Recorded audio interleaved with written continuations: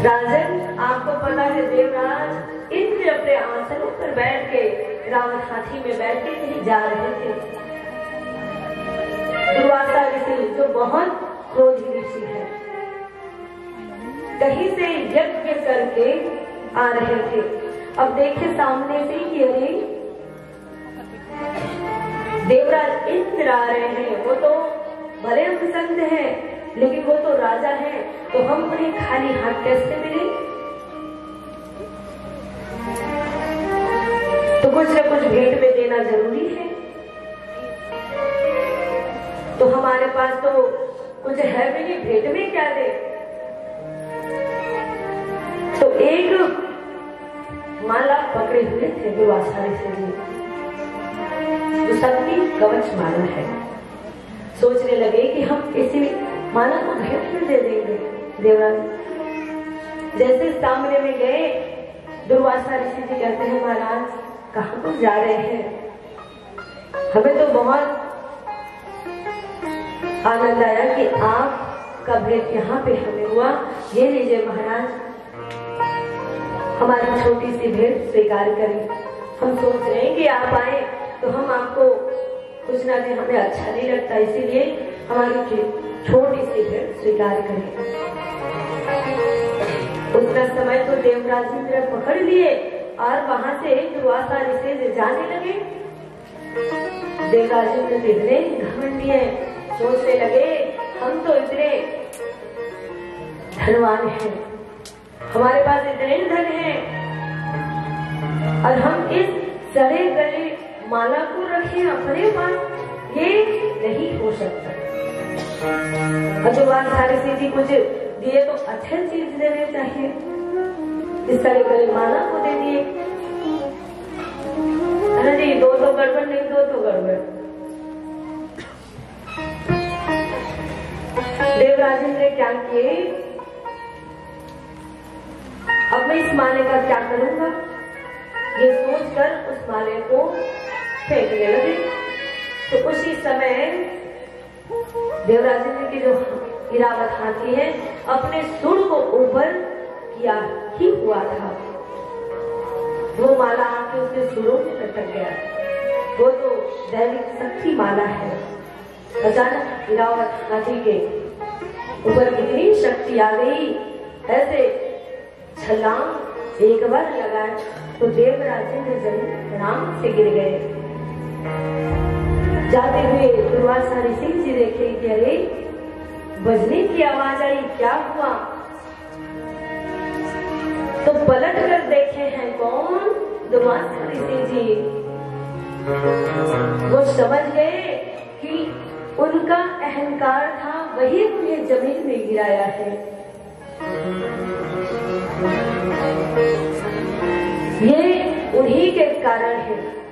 वो तो क्रोध हो गए, मेरे माला का इतना बड़ा अपमान के देवराज इंद्र, हम इन्हें श्राप देते हैं कि जाओ देवराज इंद्र, जितने भी देवता हो सब शहीद हो जाओ। दुर्वासा ऋषि जी श्राप दे दिए। धीरे धीरे समय व्यर्थ होने लगा। सुखदेव जी महाराज कहते हैं राजन, जो देवता 3 पहर खाते थे, समय ऐसे आया कि धीरे धीरे 2 पहर हो गया। संत ब्राह्मणों का श्राप कभी झूठा नहीं होता। धीरे धीरे विहीन होते गए। ऐसे समय भी आया कि देवराज इंद्र पेट पर भोजन भी नहीं कर पा रहे, सारे परेशान होने लगे। अरे अचानक कैसे हो गया, क्या हो गया? तो देव जी महाराज कहते जितने भी देवता थे हाहाकार मचाने लगे। अरे अचानक हम सबको क्या हो गया? चलो जल्दी से ब्रह्मा जी के पास चलते हैं। ब्रह्मा जी के पास गए। ब्रह्मा जी कहने लगे कि इसके बारे में हमें कुछ भी पता नहीं है, चलो नारायण भगवान के पास चलते हैं।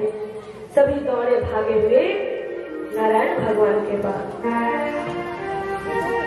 सुखदेव जी महाराज कहते राजन, नारायण भगवान कहते हैं कि आप लोग चिंता मत करो, एक अहंकार आपको यहाँ तक लाके खड़ा कर दिया।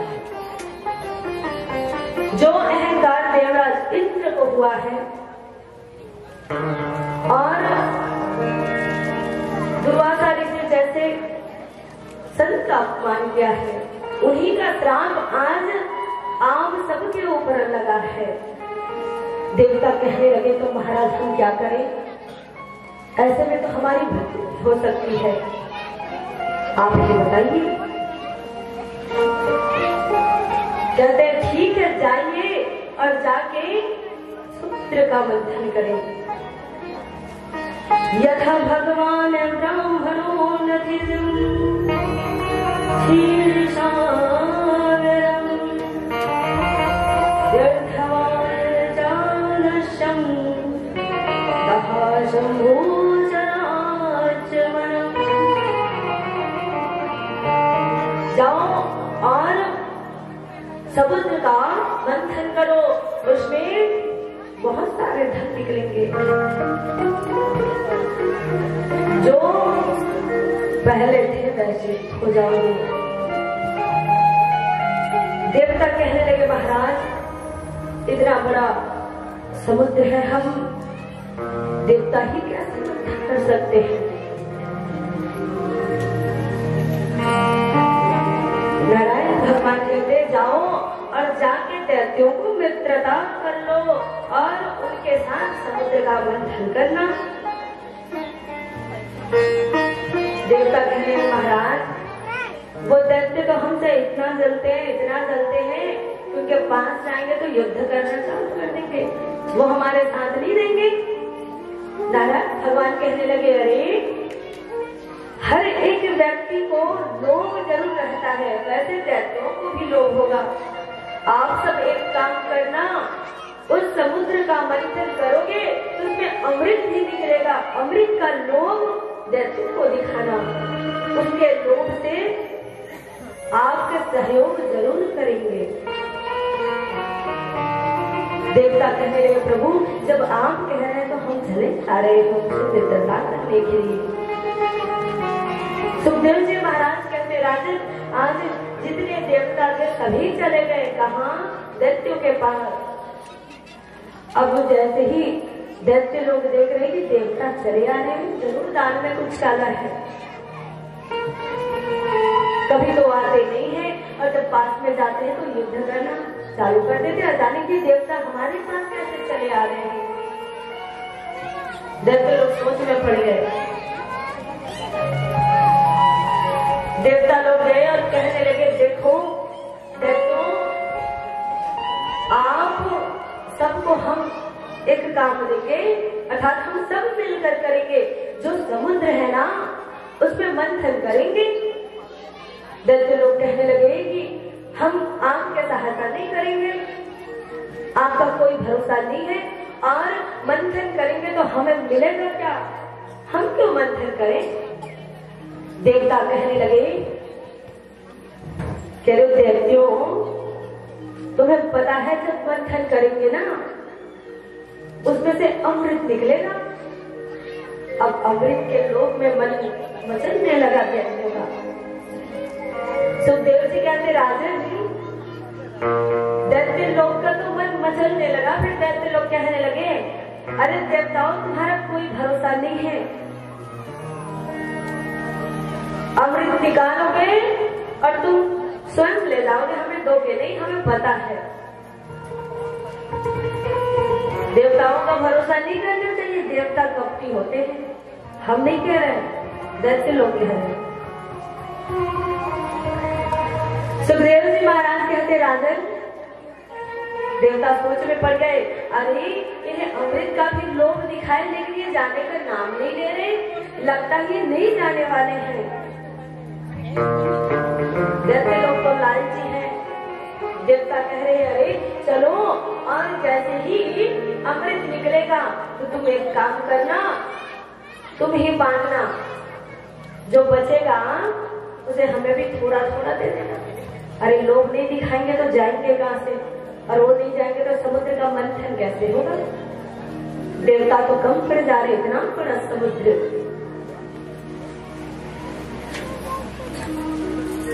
देवता तो लोभ में आगे कहते हैं ठीक है चलो, और अमृत का बंटवारा तो हमें भी मिलना चाहिए, क्योंकि उसी के कारण जा रहे थे। सुखदेव जी महाराज कहते राजन समुद्र में पहुंच गए और मंदराचल पर्वत को मछली बनाकर ले आए। तो जैसे ही इतने बड़े समुद्र में रखे हैं वो तो डूबता ही चला जा रहा। सब सोच में पड़ गए, अरे ये तो डूब रहा है, हम क्या करें, कैसे करें? ऐसे में तो हम मंथन कर ही नहीं सकते। भगवान नारायण आते हैं और कहते हैं तुम चिंता मत करो, आज भगवान कछुआ तार लेकर उस समुद्र के बीचों बीच घुस गए, उसके ऊपर मंदराचल पर्वत को मछली को रखे हैं और बांसुरी नाग का रस्सी बनाए मंथन करने लगे। अब जैसे ही मंथन करने लगे वो मछली इधर से उधर डुल रही, कोई आधार नहीं है। फिर से देवता सोच में पड़ गए, अरे प्रभु आइए, और आप ही की कृपा से जो इतने बड़े समुद्र का मंथन कर रहे हैं, अगर आप सहयोग नहीं करेंगे तो हम क्या करेंगे? आज प्रभु परमात्मा आए और पूरे विश्व का भार लेकर उसके ऊपर में विराजमान हो गए। बोले कृष्ण चंद्र भगवान की जय, जय श्री राधे, जय जय श्री राधे। सुखदेव जी महाराज कहते हैं राजन अब सुंदर समुद्र का मंथन करने लगे। अब मंथन कर रहे तो बांसुरी नाग के मुख से आग बबूला उड़ रहा। दैत्य लोग कहने लगे, अरे देवता हम लोग मंथन नहीं करेंगे, इसमें तो हम तो जलकर मर जाएंगे। देवता तो सोच में पड़ गए, अरे दैत्यों, अगर तुम मुख साइड को नहीं पकड़ोगे ना तो अच्छा से मंथन नहीं होगा, और जब अच्छे से मंथन नहीं होगा तो अमृत कहां से निकलेगा, और अमृत निकलेगा तो तुम्हारे साइड से ज्यादा आएगा। बेचारे और भी लोग नहीं खा रहे, कुछ भी करके तो हमारी मदद जो करें। तो बेचारे लोग में आगे कहने लगे, चलो ठीक है। सुखदेव जी महाराज कहते हैं राजन आज समुद्र का मंथन करने लगे तो क्या हुआ? कालकुट विष निकला, और जैसे ही विष को देखा गया तो सारे देवता दैत्य डर के भागने लगे। भगवान नारायण कहते अरे भगो मत, ये तो हवा है, इसे तुम डर कर कहां भाग रहे हो? देवता कहने लगे महाराज तो हम क्या करें, हम तो सब मर जाएंगे। भगवान नारायण कहते हैं कि जो जिन्हें है ना जहर पीने की आदत है, जिन्हें भोले बाबा को उसकी आवाहन करो, उन्हें बुलाओ। राजा परीक्षित पूछते हैं, हे गुरुदेव एक बात समझ में नहीं आया हमें, जब समुद्र का मंथन कर रहे थे तो सबसे पहले विष क्यों निकला? सुखदेव जी महाराज कहते राजन कोई भी अच्छा कार्य करने जाओ तो ऐसे विष रूपी चीज निकलता है ना जी। मान लीजिए हम एक दुकान खोल रहे हैं तो हम कई हजार कई है ना लाख भी उसमें दुकान में भर देते हैं। तो जब हमारा दुकान पूरा होता है पहले फायदा नहीं होता रहता है, वही क्या है विष है। तो ऐसे कुछ भी कार्य पहले करो तो विष निकलना अति आवश्यक है। तो सुखदेव जी महाराज कह रहे हैं राजन आप डरिए मत, और भोले बाबा को बुलाइए, उन्हें जहर पीने का आदत है। तो आइए देवताओं के साथ हम सब भी भोले बाबा को याद करें, सभी मीठी मीठी तालियों के साथ।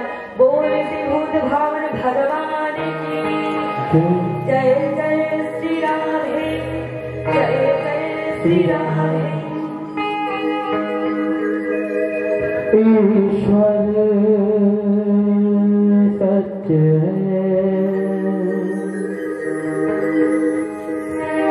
सत्य ही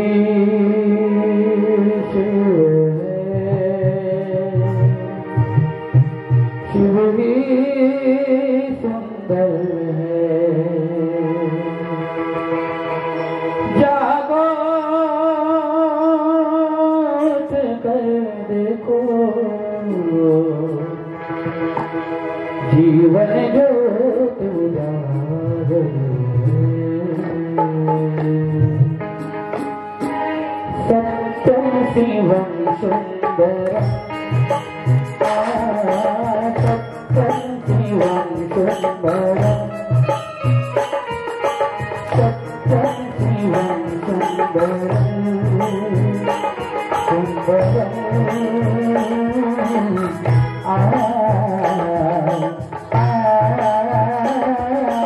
सत्यम शिवम सुंदरम सत्यम शिवम सुंदरम सत्यम शिवम सुंदरम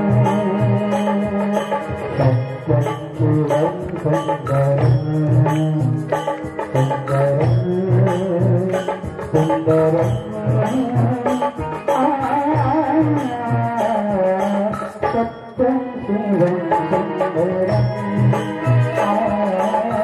सत्यम शिवम सुंदरम सत्यम शिवम सुंदरम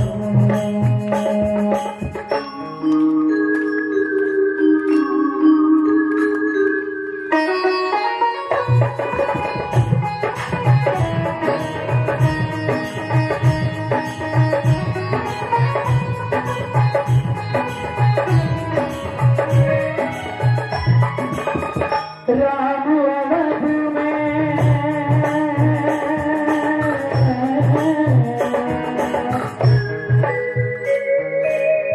राम अवध में काशी में कान्हा वृंदावन में दया करो प्रभु उनको इन्हें दो दया करो प्रभु उनको इन्हें दो हरि हरि सत्यम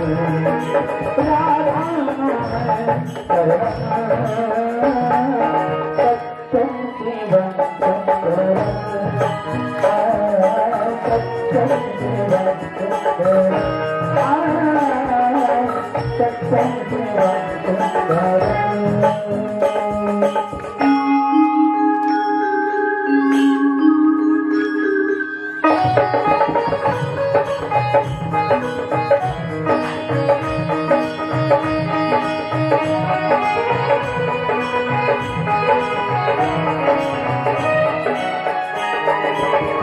एक सूर्य है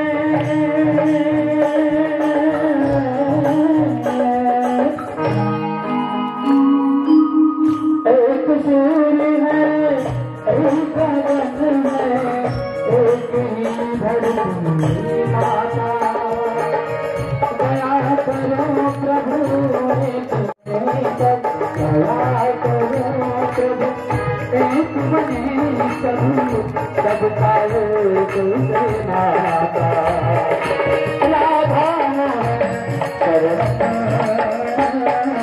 सत्यम शिवम सुंदरम सत्यम शिवम सुंदरम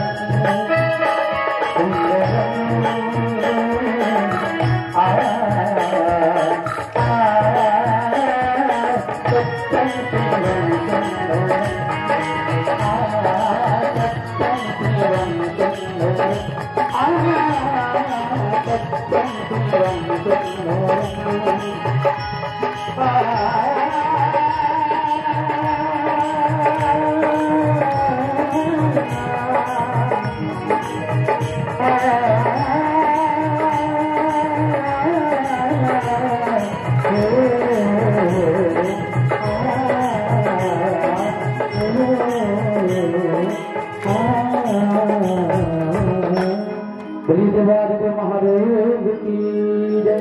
बड़े भूत भावन भोलेनाथ की, बड़े वृंदावन बिहारी लाल की राधे श्याम। एक बार की बात है, एक चोर था, ध्यान से सुनिएगा, क्या पता आप सबके ऊपर बीती होगी। तो एक बेचारा चोर था, बड़ा भूखा, जब चोरी करता तब अपना पेट भरता। तो प्रभु की ही शायद कृपा होगी कि उस दिन बेचारे को खाने के लिए कुछ मिला ही नहीं।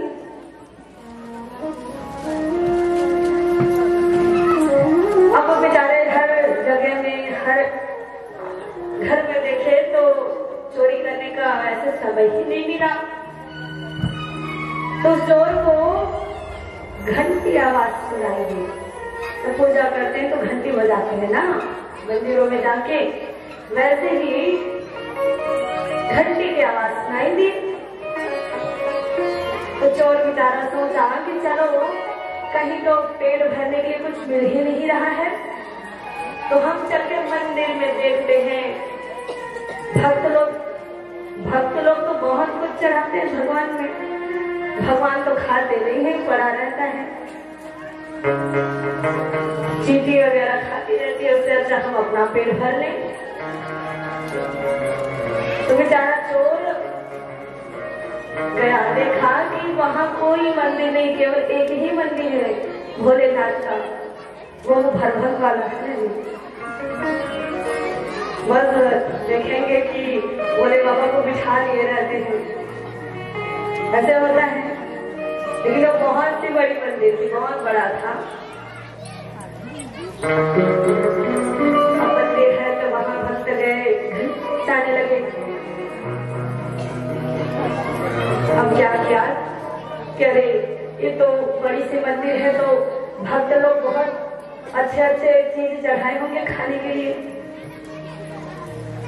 है ना। सब भगवान में अच्छे अच्छे चीज चढ़ाते हैं, लेकिन भोले बाबा के में क्या चढ़ाते हैं? वो धतूरे फूल से ही, बेल पत्र से ही प्रसन्न हो जाते हैं। तो बेचारा चोर जाकर देखा, अरे ये तो मंदिर है, लेकिन लगता है यहाँ कोई पूजा करने नहीं आते, इसलिए कोई कुछ चढ़ाए भी नहीं है। लगता है कि आज भगवान भी चाह रहे हैं कि हम खाली ही पेट सोए, आज हमारे नसीब में, आज हमारी किस्मत में भोजन नहीं है। तो ऐसे सोच विचार के बेचारा उदास होकर पलट कर जा ही रहा था। तब उसे याद आया कि अरे इतनी बड़ी मंदिर है, इस मंदिर से घंटी की आवाज सुनाई दी। तो बेचारे की नजर ऊपर घंटी पर पड़ी। सोचा कि यहाँ तो कुछ चढ़ा नहीं है, उस घंटी को ले जाकर बेचूंगा तो आज का तो पेट भर ही जाएगा। अब बेचारा चोर उस घंटी को निकालने लगा तो वो तो बड़ी ही दूर में है, हाथ पहुंच ही नहीं रहा। क्या हुआ कि अब देखने लगा, कहां से चढ़ूं, कैसे करूं?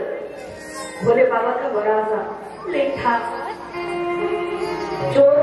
चोर के अनेक प्रकार के दिमाग रहते हैं ना। चोराई का मतलब सबसे ज्यादा हक का समझ से चोरा नहीं लगा।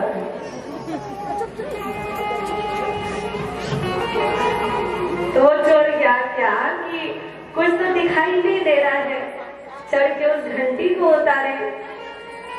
तो आज वो चोर क्या किया, शिवलिंग पर ही चढ़ गया और घंटी को निकालने लगा।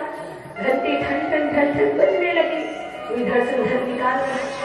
भोले बाबा अपने नेत्र को खोले और बहुत ही प्रसन्न हो गए। मैया पार्वती से कहते कि अरे देवी देखो, मेरे भक्त तो दूध चढ़ाते हैं, पत्र चढ़ाते हैं, फूल चढ़ाते हैं, लेकिन ये मेरा भक्त देखो कि ये अपने आप को चढ़ा दिया है। आज भोले बाबा बहुत ही प्रसन्न हुए, प्रकट हो गए। ऐसे ही हमारे भोले बाबा हैं।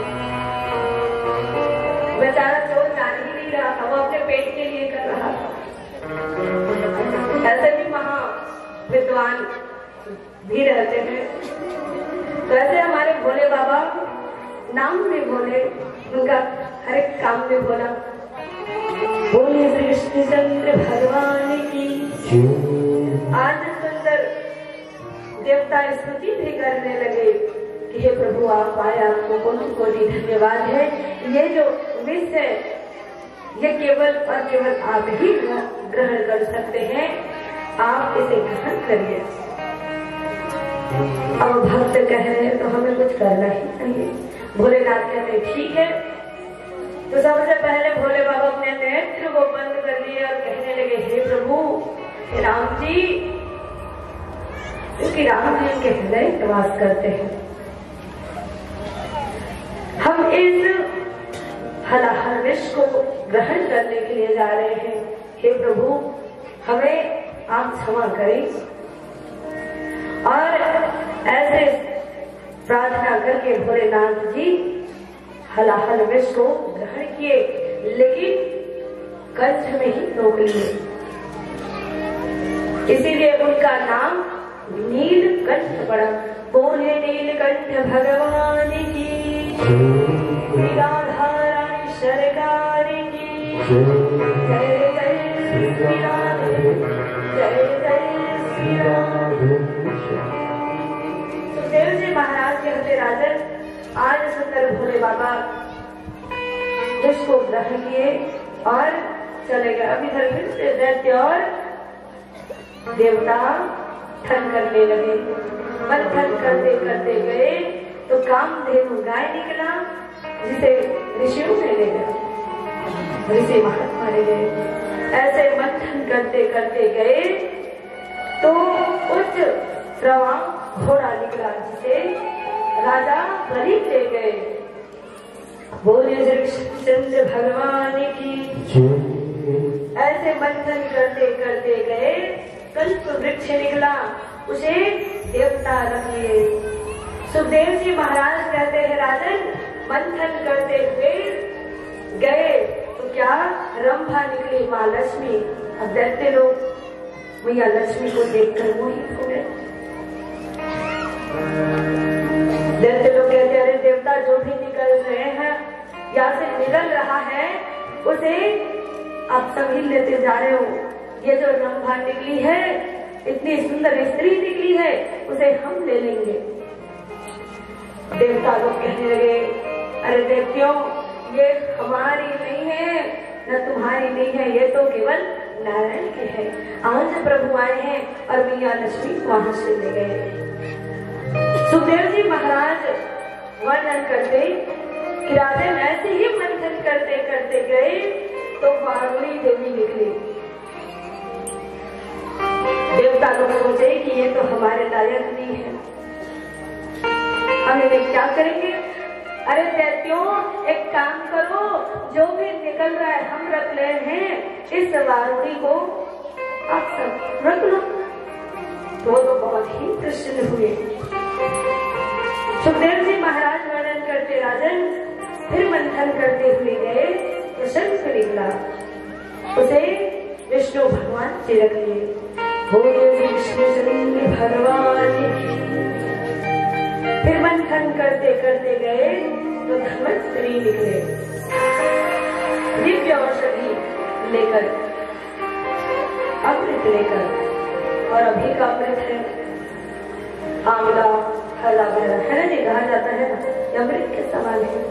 और जैसे ही अमृत निकला तो दैत्य लोग क्या किए, धर के है ना छीट कर जैसे निकले भग गए।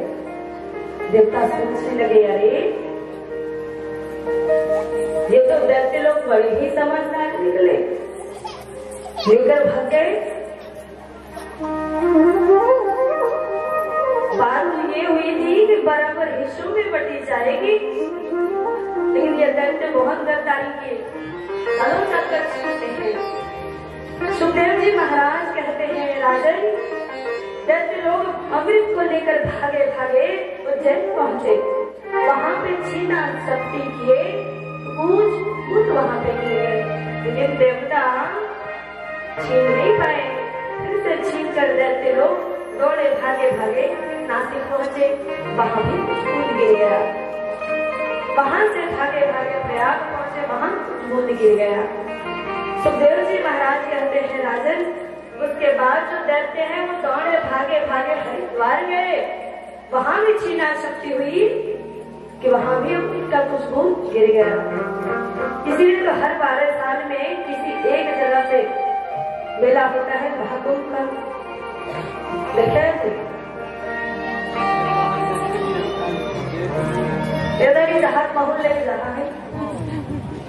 बोले कृष्णचंद्र भगवान की जय जय श्री राधे, जय जय श्री राधे। भगवान नारायण सोच रहे, अरे ये जो मेरे देवता हैं ये तो बड़े ही भोले हैं, ऐसे में तो जितने भी दैत्य हैं सब अमृत को पान कर लेंगे, मेरे देवता लोग देखकर तरसते ही रह जाएंगे। तो आज नारायण भगवान क्या किए, मोहिनी रूप धारण कर लिए, पैरों में पायल, साड़ी पहन लिए, कमर पटकाते हुए चले आ रहे हैं।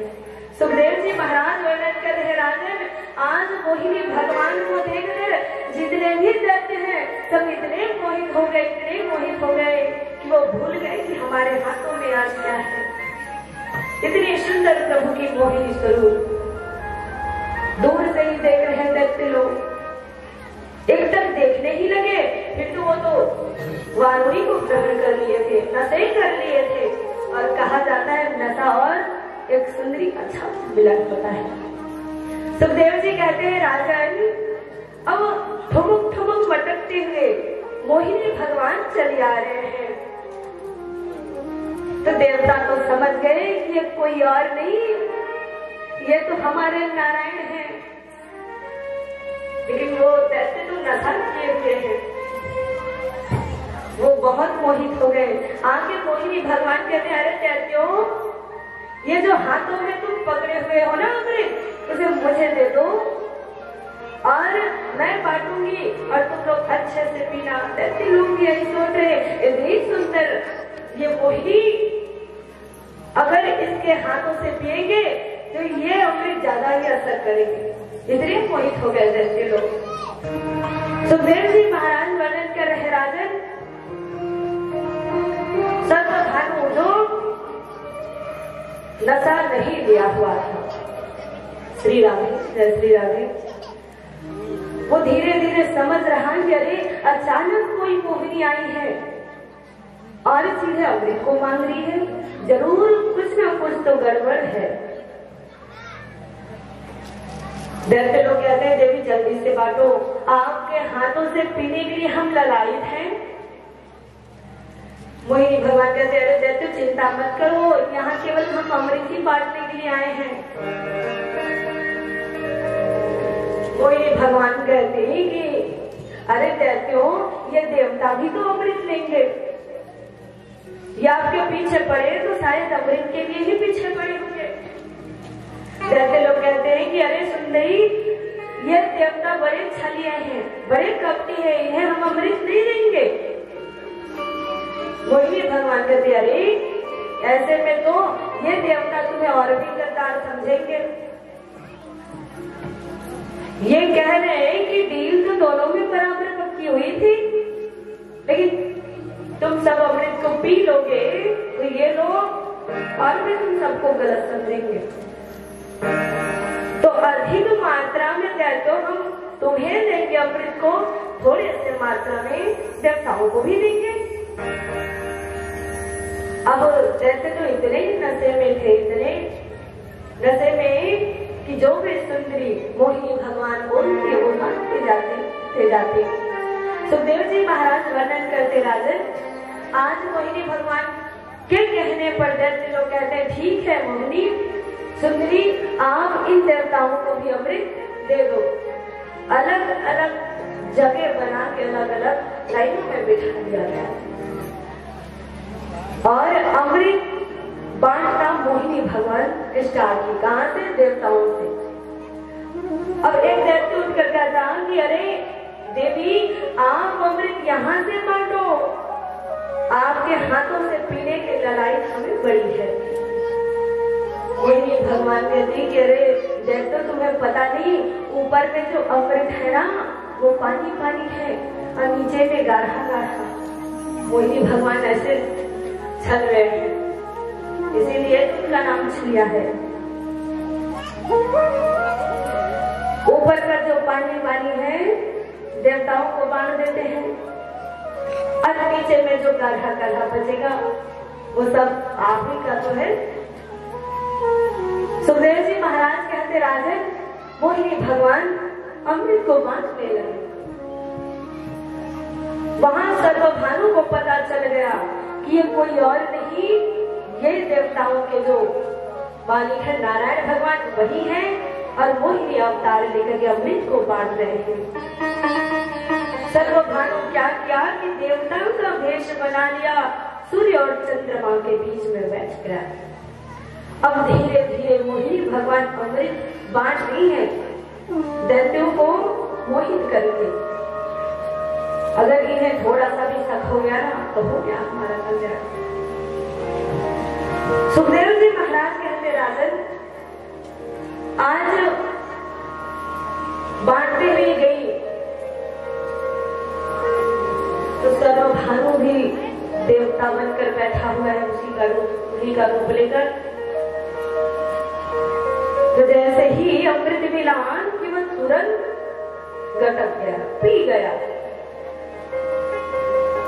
सूर्य चंद्रमा सोचने लगे अरे देवता तो कभी भी किसी चीज को ग्रहण नहीं करते। सबसे पहले हम अपने भगवान नारायण को देते हैं अर्थात उनके नाम से पीते हैं। लेकिन जैसे ही मिला तो ये देवता कैसे पी गया, उन्हें शक हुआ। जितने भी देवता थे वो पहले प्रभु का नाम लेकर पीते हैं, कुछ भोजन भी करते हैं तो पहला निवाला उनके नाम से, वो तुरंत गटक गया। सूर्य चंद्रमा को पता चल गया कि ये देवता नहीं है, देवता रहता तो ऐसे कभी नहीं करता, भूल से भी नहीं करता, ये जरूर दैत्य है। सूर्य चंद्रमा कहते कि हे प्रभु ये कोई देवता नहीं है, देवता के भेष में ये सर्वभानु बैठा हुआ है। आज मोहिनी भगवान असली रूप में आए और चक्र से सर्वभानु का सिर धस्य कर दिया। सुखदेव जी महाराज कहते राजन सर्वभानु तो अमृत का पान कर लिया था, इसीलिए उसकी मृत्यु नहीं हुई। क्या हुआ, वो राहु और केतु के रूप में अभी भी है। सुखदेव जी महाराज कहते राजन अब तो अमृत खत्म भी हो गया। दैत्यों को पता चला, जितने भी दैत्य हैं देवताओं को मारने लगे। हमारे देवता है रहे, मार रहे हैं, चुपचाप मार खा रहे हैं और डर रहे हैं, कोई भाग रहे हैं कि अरे ये मार देंगे तो हम मर जाएंगे। नारायण भगवान कहते हैं कि अरे देवताओं तुमने अमृत का पान कर लिया है, जाओ और जाके उन दैत्यों को लड़ो, तुम्हें डरने की कोई आवश्यकता नहीं है। तब जाके उन्हें ज्ञात हुआ कि हम तो अमृत का पान कर लिए हैं। सुखदेव जी महाराज वर्णन कर रहे राजन आपको पता है तब जाके देवताओं का हिम्मत बढ़ा जब भगवान नारायण कहे जाके जितने भी दैत्य थे सबको देवता मारे, सब मूर्छित पड़े हुए। कुछ समय बाद होश आया तो सभी चले गए अपने गुरु के पास और कहने लगे हे गुरुदेव हम देवताओं समुद्र का मंथन करने के लिए चले गए थे, अमृत मिला हमें, बदले में अमृत नहीं दिया गया और हमें मारकर मूर्छित हर दैत्य पड़े हुए हैं, हम मूर्छित पड़े हुए थे। महाराज हे गुरुदेव हम क्या करें आप ही बताइए। शुक्राचार्य जी कहते कि अरे गलती आम सबकी है, जाने से पहले हमें पूछे, एक बार तो पूछ लेना चाहिए। जब गुरु है जाओ और जाकर तुम बोलिए कृष्णचंद्र भगवान की जय। जय श्री राम, जय जय श्री राम। जाओ और जाकर उन सबको ले आओ। सब जीवने विद्या से सबको जीवित किया गया। तो कहते हैं जाओ जाके उन दैत्यों को लड़ो। इधर राजा बलि शक्ति प्राप्त करने के लिए, यज्ञ करने के लिए चले गए और शक्ति मिली, सबको प्रदान किया। सब युद्ध करने के लिए चले गए दैत्य लोग देवताओं से। और शक्ति तो मिली है, देवता लोग डरने लगे, सब जा जाके छिपने लगे, भागने लगे डर के मारे कि ये हमें मार ना दे। देवराज इंद्र भी भाग गए, इंद्रासन खाली हो गया। सभी हंसने लगे कि अरे वो देवता तो भाग गए डर के मारे। बलि सोचने लगे कि अभी ये इंद्रासन मेरा है। उनके गुरु कहते कि देखो बलि, अभी हंसने का समय नहीं है, देवता भी मरे नहीं हैं, वो जीवित हैं, कहीं जाके छिपे हैं और हमसे बचने के लिए कुछ न कुछ उपाय ढूंढ ही रहे होंगे। तो आप जाइए और 100 यज्ञ पूरा कर लीजिए। जब 100 यज्ञ पूरा कर लेंगे तो आपको इंद्रासन से कोई भी नहीं निकाल सकता। तो आज बलि चले गए कहाँ? यज्ञ पूरा करने के लिए। बोलिए श्री कृष्णचंद्र भगवान की, राधा रानी सरकार की जय। जय श्री राम, जय जय श्री राम। जय बंधु, समय को देखते हुए हम अपनी वाणी को यहीं पे विश्राम करते हैं। मुख्य यजमान जी अपनी आरती के थाल सजा दें और तब तक आरती के थाल सजे, तब तक आइए 2 मिनट हम सभी भगवान नाम संकीर्तन करते हुए थोड़ा सा भगवान के भजन करें और भजन के बाद हम सभी चलेंगे आरती की ओर। बोलिए श्रीमद् भागवत महापुराण की जय, व्यास जी महाराज की जय। जय जय श्री राधे, जय जय श्री राधे, जय जय श्री राधे।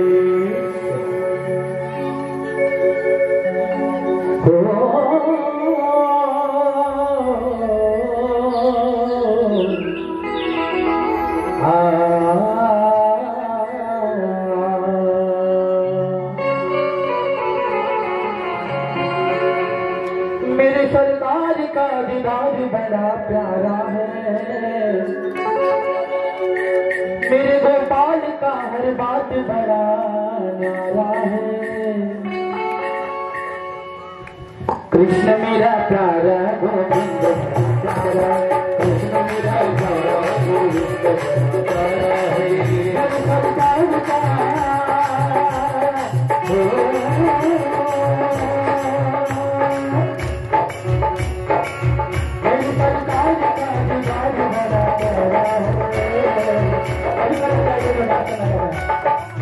मेरे गोपाल का हर बात बड़ा प्यारा है।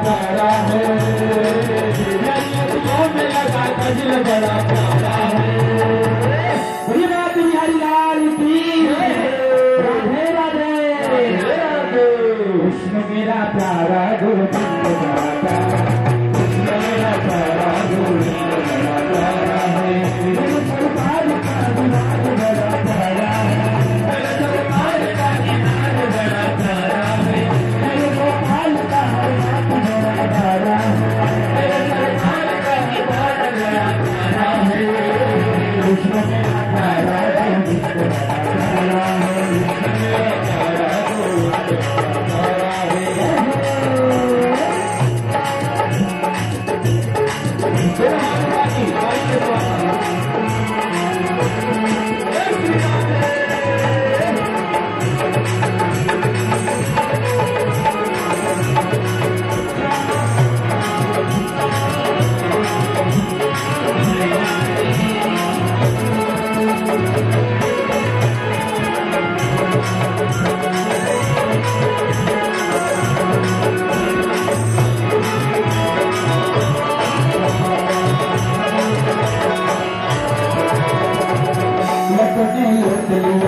जिगर भाई लुटिया, नगर में लौट लिया, जिगर भाई लुटिया, तेरी सारी अदाएं मुझे बेचैन किया, तेरी सारी अदाएं मुझे बेचैन किया।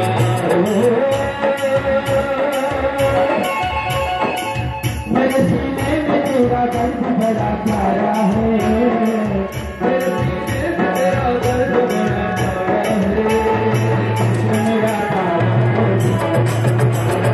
कृष्ण मेरा बड़ा प्यारा है, मेरे सरकार का दीदार बड़ा प्यारा है, मेरे सरकार का दीदार बड़ा प्यारा है, कृष्ण मेरा प्यारा गोविंद बड़ा प्यारा।